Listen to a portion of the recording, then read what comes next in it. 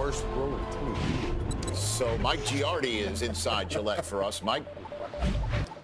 Thank you, Rich. What Melvin Gordon will the Patriots see today? Will they see the Charger runner who is as good as any back in the National Football League until late November, or the one who's returned from his MCL injury and is averaging just 3.1 yards per carry over his last 3 games? I talked to one Patriot defender who said, have you seen Gordon since he's come back? He's not the same back. I'd be very, very, very, very disappointed if we don't contain him, end quote. And look, when you watch how the Chargers run their offense, they don't just want to hand it off to Gordon. They want to throw it to him as well. If he is not the same player, that is a big bonus for the New England Patriots, Rich. All right, Mike, thanks very much. I am surrounded by Hall of Famers. Are you counting the Varies? Is that what you're doing right now? Did he get 4 Varies? I lost the count of Varies. Very, very, very, very disappointed. So what are the? Hold on a minute. Let me try and use the segue here. What are Patriots fans the most very, very, very, very, very concerned about? And for me, when I look at it, the Patriots need that point man. Who in that offense do they point to and say, we are following him? Of course, they got Tom Brady. I think it's all about Rob Gronkowski and his health. Can Rob, and even now I'm hearing about Rob about to retire again.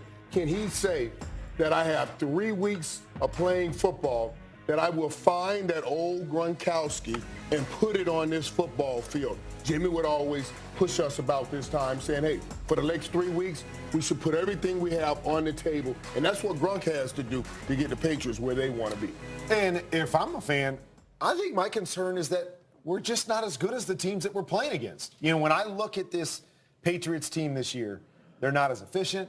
They don't have those superstars, as you said, the point guy that comes in and can just take over a game. Even Tom Brady, you see him pressing and making mistakes that you don't say. What did the guy say on there? The worst throw he's made in 10 years.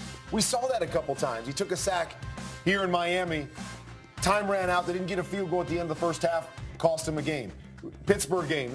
This one. I mean, those are things you don't see Tom Brady do unless he's pressing, because the team is not as efficient and they're making unpatriot-like mistakes. That is my concern, is that they can't just dominate and play their game. They've got to press and do a little bit extra.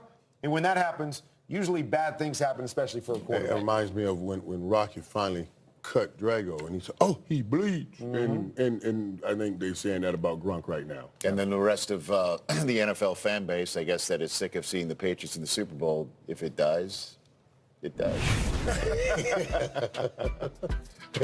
Philip Rivers. Don't count them out yet, Rich. I've been saying that for months. I want to see you choose to count them out. I didn't say count them out. I said You have what you been said. They're not burying the same the Patriots for months. I said they're not the same for months. All right, we see Philip Rivers needs a Super Bowl appearance, Mooch. Take it away. All right, thanks, Rich. I'm sitting here with Manuel Sanders, and Philip Rivers has never, ever beaten Tom Brady. 0-2. Right? 0-2. And playoffs or regular season. What are your expectations for this guy? I expect Philip to come out and still be aggressive. You know, I've been playing against Philip. I've been a Denver Bronco for 5 years, about to be 6, and I've been playing against Philip Rivers twice a year. So one thing that I know about Philip Rivers, he's going to come out aggressive. He's very competitive. I love watching this guy play because he plays with so much fire, and when he throws a touchdown pass, you can see the passion off of him that he wanted it that bad because he prepared for that moment. So I expect him to do the exact same thing off in this playoff matchup. He knows exactly what's going on. Philip Rivers versus Tom Brady, the Los Angeles Chargers versus the New England Patriots, and he knows everything is on the line. He has yet to have a Super Bowl ring or make a Super Bowl appearance, and so he wants it, and he knows he has a team that can get him there. And they're a confident team right now. They've won 12 out of the last 14 games, and that big win at Baltimore is really going to help their confidence. But he's going to be his supporting cast is going to be healthy. Exactly. You got Keenan Allen. He looks good again. Exactly. Melvin Gordon looks healthy again. Mike Williams. Mike Williams.